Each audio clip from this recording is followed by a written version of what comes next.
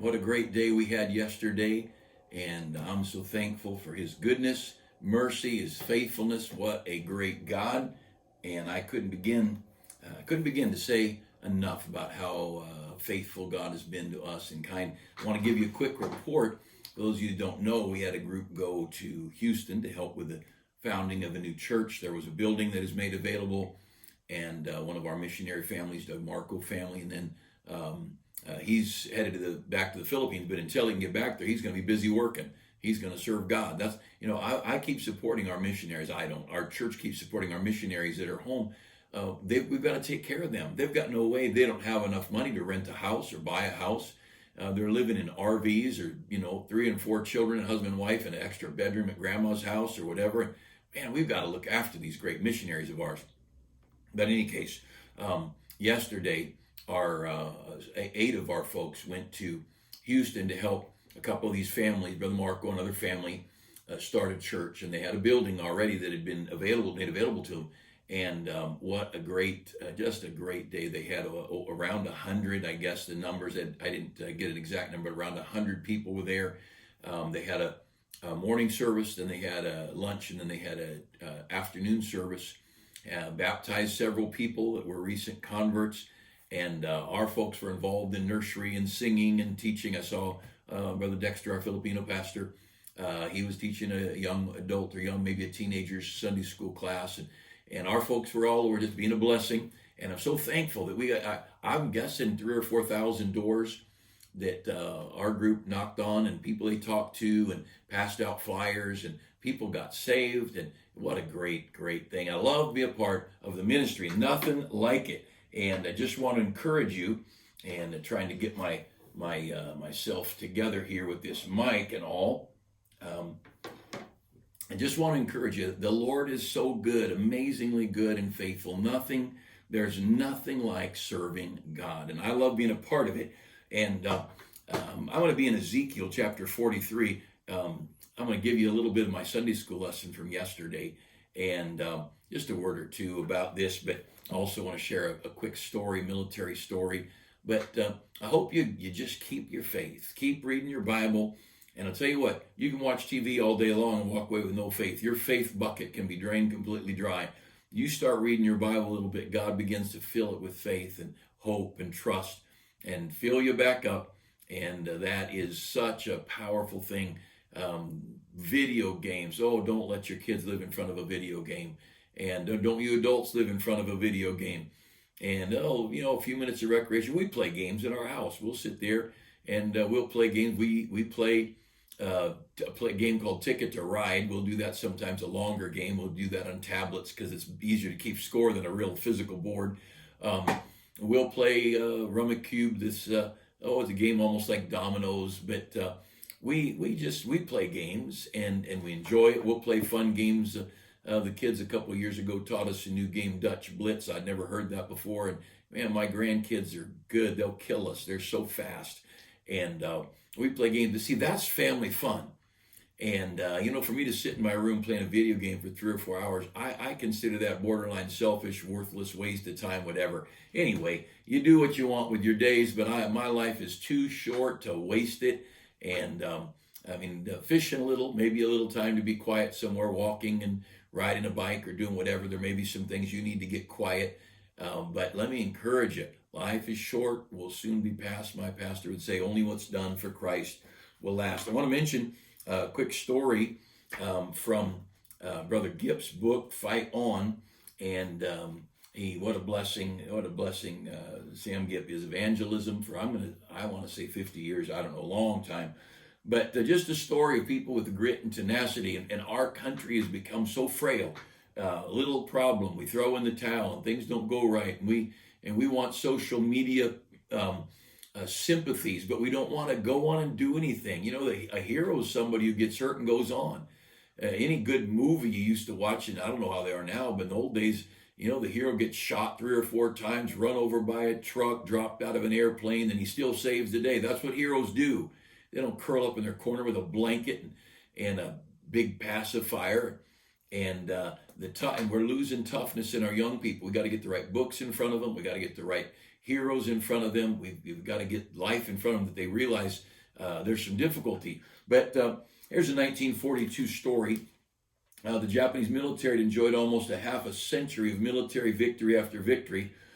They were in the Russian-Japanese War of 1895. They successfully invaded Korea and Manchuria in 1931, defeated their armies in 1934. They attacked China. It's hard to imagine little Japan attacking China and bringing them into subduing them.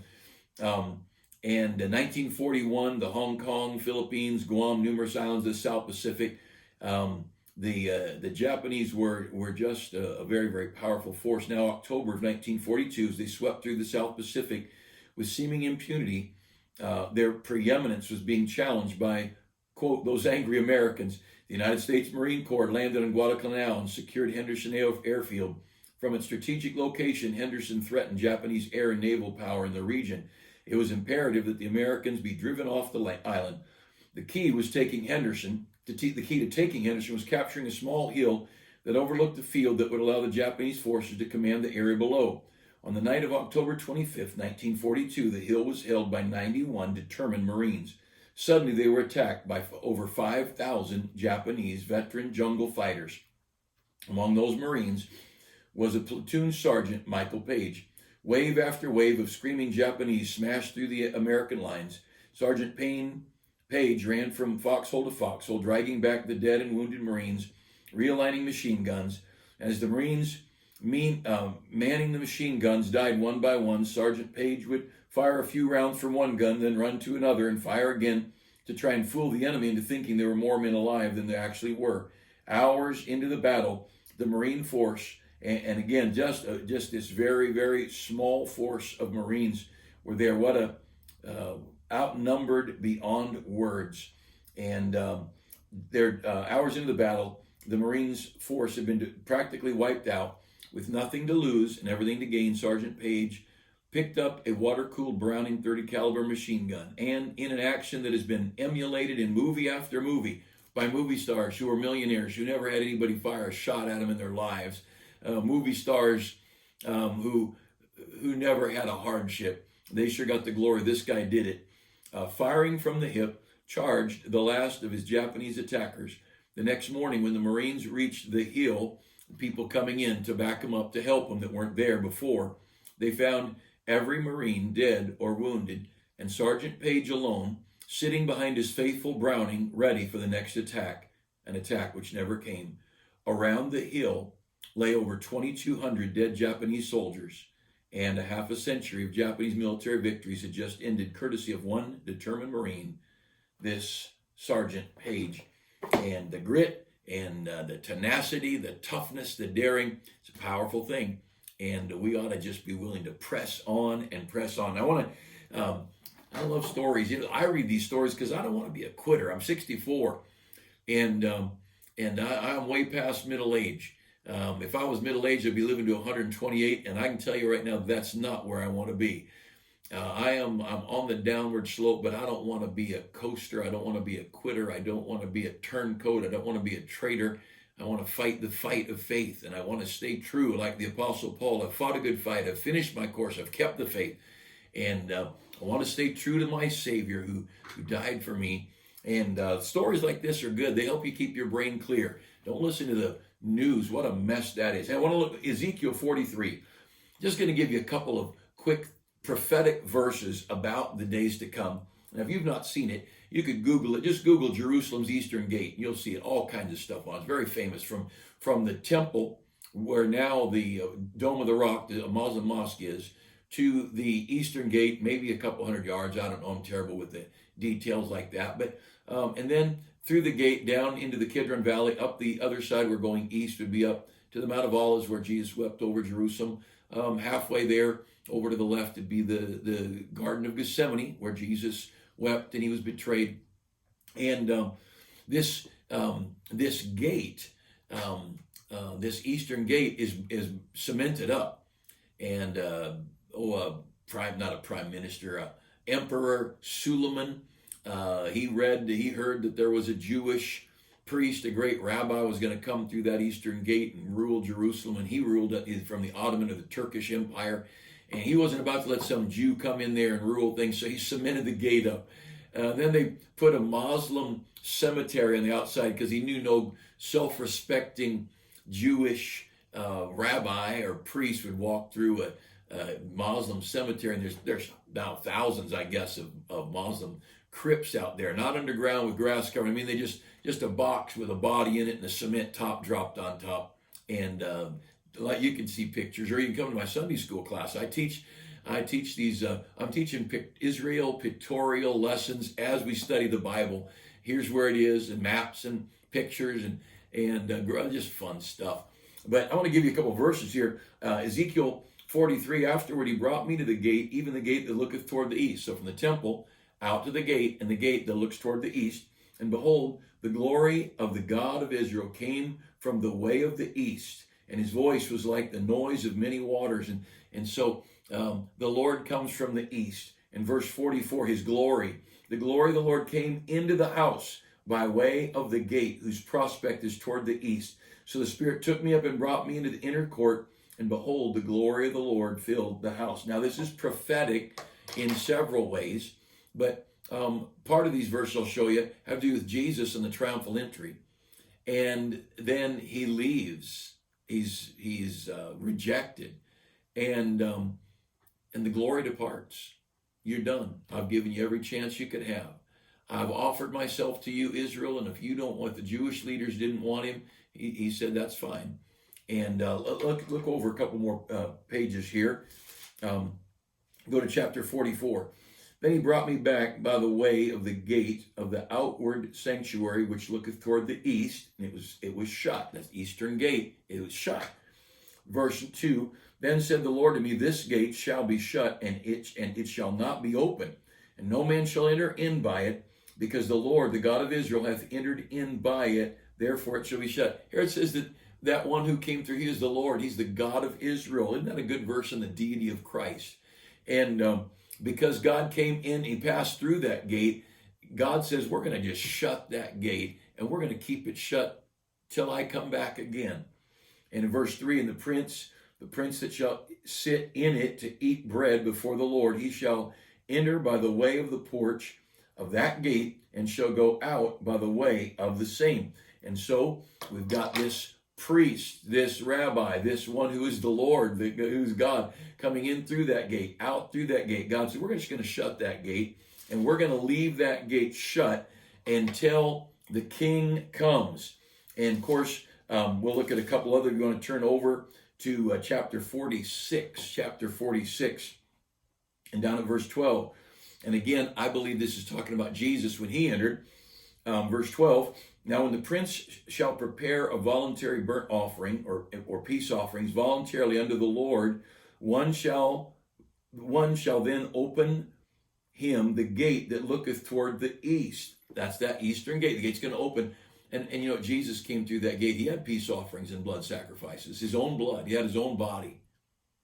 Peace on earth, goodwill toward men, the angels cried when Jesus was born there in the manger. And he shall prepare, in the end of verse 12, he shall prepare his burnt offering and his peace offerings. And the end of verse 12, then he shall go forth, after his going forth, one shall shut the gate. And that gate is going to be shut, and it's going to be left shut until the Lord comes back. Now look over to Zechariah. If you go to Matthew and back just a few pages, right before Malachi, look over to Zechariah. And Zechariah and Ezekiel are very, very tied in here. And just look at a couple of verses. Look at Zechariah 9 and verse 9. Zechariah 9:9. This is all written hundreds of years before Jesus' birth. Zechariah 9:9. Greatly rejoice, or rejoice greatly, O daughter of Zion. Shout, O daughter of Jerusalem. Behold, thy king cometh unto thee. He is just, having salvation. What king came bringing salvation? Lowly and riding upon an ass, and upon a colt, the foal of an ass. And this is, of course, chapter 9, verse 9, prophetic of Jesus coming into Jerusalem, offering himself that, what they would call Good Friday, Palm Sunday, the triumphal entry in that time period when Jesus comes into Jerusalem, offers himself. I don't think it was a Good Friday. I don't think it was Friday. I don't think it was good. and I don't think it was all that's all messed up. But we do know he rode the animals into the city, offered himself as king. Now go over to Zechariah chapter. Well, there's a lot here. Let's skip a couple things. Go over to chapter 14, and the chapter 12 is the Battle of Armageddon. You want to read about that, but chapter 14, go down to verse 8. In that day, and it shall be in that day that living waters shall go out from Jerusalem, half them toward the former sea, half them toward the hinder sea, in the summer and the winter. When Jesus comes in, we've talked about it in my class. We talked about it as a whole lesson on the Mount of Olives. When Jesus comes back, we'll read here if we get a minute. But the Mount of Olives is going to be split. Jesus is going to land on that Mount of Olives and toss that mountain. He's going to come through that eastern gate. It's been closed, waiting for the king to come. He's going to walk through that gate. The Muslim cemetery is not going to matter. The 20-foot or whatever, 10-foot cement wall that 1,500 years ago was placed there trying to keep Jesus out. He's not going to have a problem knocking down that gate, going on through. He's going to come up to the temple, and he's going to set his throne on the Temple Mount. Only then it'll be the real temple, the temple to God, not to Allah. And water's going to come up. Drinking at the springs of living water, and these living water are going to come up out of that temple area, and one half the river is going to flow toward the Mediterranean. The other half is going to flow down toward through the valley of Kidron and down to a place called En-Gedi and into the Dead Sea, and it's going to heal the Dead Sea. And they're going to be gathering fish, and it's going to be a place of commerce and vegetation and prosperity because of the healing waters. And this is also talked about in Ezekiel. We didn't read it there. But look at verse 14. And Judah also shall fight at Jerusalem, and the wealth of all the heathen round about shall be gathered together, gold and silver and apparel in great abundance.